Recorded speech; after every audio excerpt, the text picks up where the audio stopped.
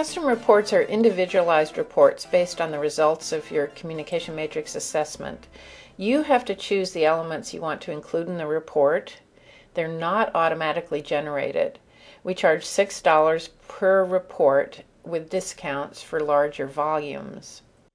After you log in, you'll scroll down to the individual for whom you want to create a report, Georgia P. here, and then click on Create Report. If you were a member of a group, your manager would probably have paid for credits, and here you would get a screen asking you if you want to use one of the group credits. Here we're using it as an individual, and we need to click to purchase a credit. And of course you would fill out your credit card information and submit it, and then you would have a credit to use.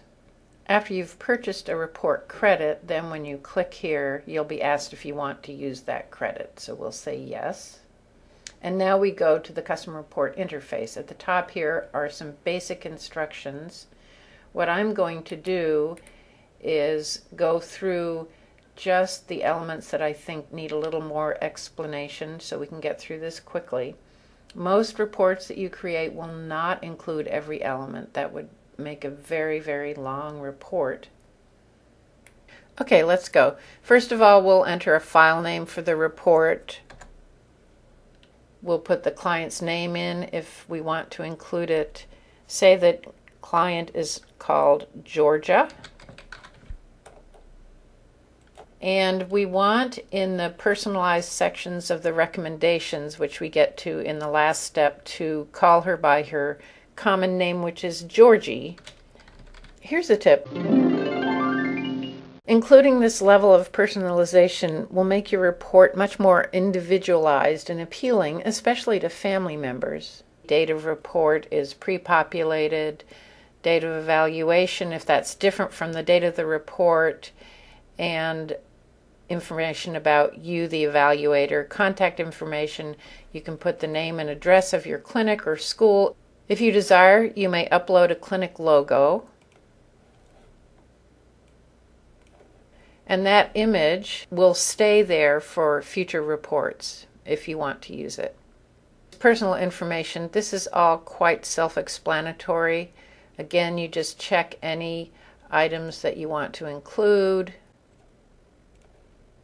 You may include a photo of your client to further personalize it. So here's a photo of Georgie. Again, this will stay associated with any reports that you complete in the future about Georgie. So we save and continue, go to step 3, educational information, self-explanatory, save and continue. 4, previous communication assessments. This will be pre-populated with the date of any previous communication matrix assessments if you've done the assessment more than once, and you might add the names of other assessments you've completed. Note that if you check this box but you fail to put information into the text box, when you try to save and continue, it's going to prompt you to complete that box. Okay, next step. Summary of current functioning. We're going to decide to include the previous communication matrix profile and the current one, typically, and the current communication skills list. Now, primary level at which client is operating, here you get the 7 levels, and you have to decide which you think is the primary level that the client is operating at right now. Here's the tip. There are several ways you can interpret the client's primary level, but it's up to you. You may choose to identify the level that the client uses most often to communicate, or you might choose the level at which the client is able to express the greatest variety of different messages, or you might choose the level at which the client's communication shows the greatest mastery. You may click here if you want to include the typical age ranges in your description of the primary level. This will give you the age at which the typical child would attain this level of communication. You may also choose to indicate other higher levels at which your client is demonstrating some skills. Often these are levels that your instructional efforts will be targeting. Next, we have percentage of messages expressed at each level. This is going to be pre-populated. the categories of behaviors used to communicate pre-populated, any other impressions you want to describe. Now, step 6, if you have completed at least 2 communication matrix assessments, you have the option to describe progress since the last one. You may select an overall statement of the quality of any change since the last assessment. Let's choose this one that says that the client is operating on the same level as she was previously, but she has gained some new skills at a higher level. Now, we may choose to include new messages that are either emerging or mastered since the last assessment. This will be pre-populated, and here you can see that C7, requesting objects that are absent, is new, as is C12, directing your attention to something. New types of communicative behaviors that the client has learned since the last assessment.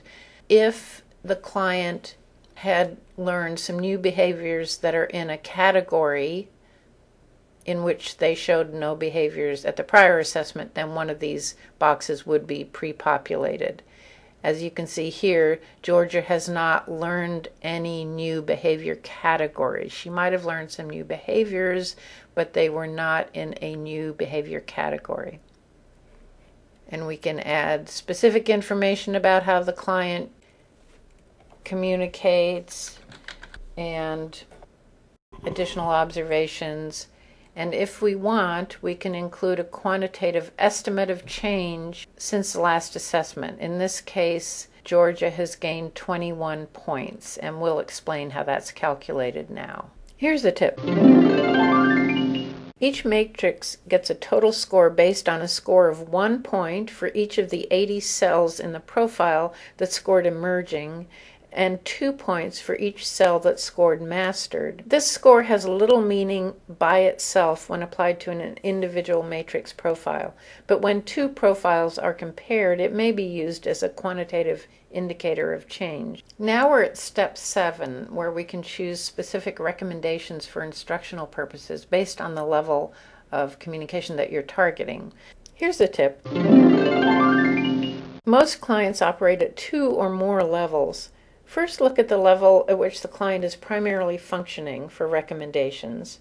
Then, look at higher levels that you consider appropriate to target. We suggest that you target no more than 2 levels of communication for instruction, and 1 is fine.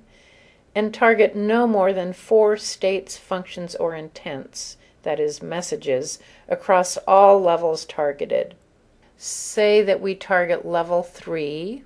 We can include a general description of the level, perhaps 1 or 2 general goals for the level, and then more specific recommendations based on specific intents that are included at this level. For instance, requests a new action. So if we want to target that in instruction, we click that box, and we might click 2 of these specific suggestions for targeting requesting a new action. We can add our own other suggestions and specific behaviors we want to target. And we may indicate how we're going to monitor progress. So we could explain the type of data, how to measure it, how often to take it, who's going to take the data, and our criteria for success. You may target as many levels as you choose, and you have the same range of options at each level. Once you're done, you'll click Finish. You can preview your report.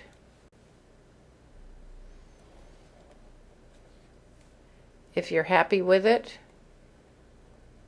you can download a PDF version. If you're not happy, you can go back and edit it. So go back to your home page, click the Edit button, and work on it some more. You have 30 days to edit a report once you've initiated it. So we're happy with the report now. We'll generate the PDF,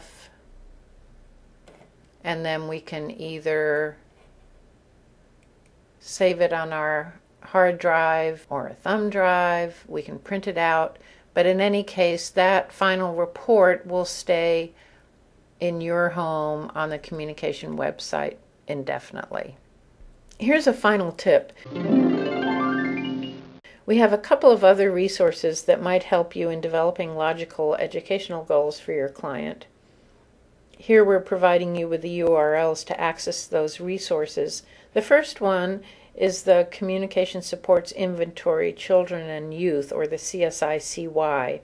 This is used to document functional and environmental aspects of communication that might be important for encouraging participation by individuals without speech. The second is the Design to Learn IEP Development Guide.